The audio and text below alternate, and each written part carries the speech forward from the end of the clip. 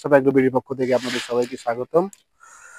দেশ এবং দেশের বাইরে যে যেখান থেকে দেখছেন আমার কৃষিভিত্তিক চ্যানেল, অবশ্যই ভিডিওটি পুরোপুরি দেখবেন, লাইক কমেন্ট এবং সাবস্ক্রাইব করবেন।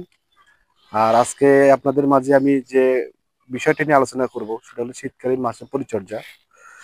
শুরুতেই বলে নিচ্ছি যে আমার হাতে যে খাবারটা দেখছেন এটি হচ্ছে পাঙ্গাস গ্রোয়ার 3 মিলি অয়েল কোটেড ফিড।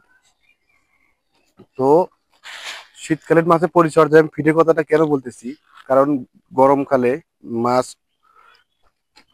একটা পুকুরে প্রায় 4% থেকে 4.5% পর্যন্ত খাবার মানে খাইছে আর কি।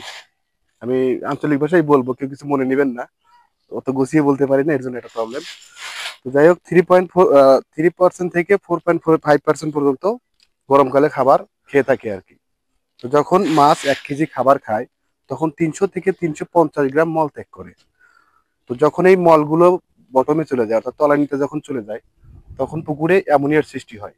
অ্যামোনিয়া থেকে নাইট্রেট, হাইড্রোজেন সালফাইড এ জাতীয় গ্যাসের মানে চাপ পড়ে।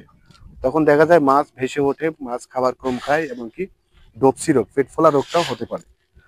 তো শীতকালে এসে সেই সমস্যাগুলো একটি বাধা হয়ে দাঁড়ায় আর কি।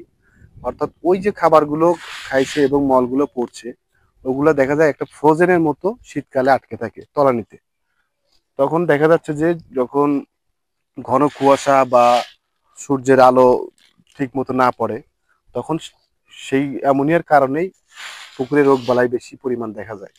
আর এই সময় পরজীবীর আক্রমণটা অত্যন্ত বেশি হয়, যার কারণে আপনারা কি করতে পারেন, পরজীবী নাশকটা আয় করে নেবেন। তবে আমি আমার ভিডিওর সবগুলোতে সবসময় বলে থাকি যে পুকুরের চুনের পরিমাণটা সবসময় শীতের শুরুতে বেশি দিবেন। 4 থেকে 5 ফিট পানিতে আপনারা 1 কেজি হারও চুন প্রয়োগ করতে পারেন। তো এতে হবে কি হবে, আপনার পুকুরে আপনার গ্যাসের পরিমাণটা কম থাকবে, পুকুরে প্যারামিটার অর্থাৎ পিএইচটাও ভালো থাকবে, এবং মাছ খাবার অন্যান্য পুকুরের তুলনায় বেশি খাবে। আর আপনার এই সময়ে দেখা যাচ্ছে যে শীতের শুরুতেই চুনের পাশাপাশি আপনারা যে কাজটা করতে পারেন, আপনার বটম ক্লিন ব্যবহার করতে পারেন। এটা অত্যন্ত ভালো একটা প্রোবায়োটিক, এবং আমি নিজেও দেখেছি তার ডিসক্রিপশনটা অত্যন্ত ভালো। তো আপনার বটম ক্লিনটা পরিষ্কার করে, বটম ক্লিন ব্যবহার করে আপনারা পুকুরের তলানি অর্থাৎ বটমটা পরিষ্কার রাখতে পারেন, অ্যামোনিয়া মুক্ত রাখতে পারেন। আর পরজীবী দমনটা অত্যন্ত জরুরি। আপনারা অন্তত 20 থেকে 21 দিন অন্তর অন্তর আপনার আইভারমেকটিন গ্রুপের জীবন উপন্যাসকটা ব্যবহার করতে পারেন। কারণ আইভারমেকটিনটা হচ্ছে অর্থ এবং বই পরজীবীর কাজ করে। তো সেক্ষেত্রে যদি মাছের প্রবলেম দেখেন, তাহলে আইভারমেকটিন দেওয়ার 3য় দিনে আর একটা ডোজ করে নিতে পারেন, তাহলে এই সমস্যাগুলো কম হবে। আর যদি ভিডিওটা আপনাদের ভালো লাগে অবশ্যই লাইক কমেন্ট এবং সাবস্ক্রাইব করবেন। আর শীতকালে যে কাজটা করবেন, যতটুকুই খাবার দেন সর্বাত্মক চেষ্টা করবেন খাবারের সাথে একটু ঘাট প্রোবায়োটিক ব্যবহার করতে।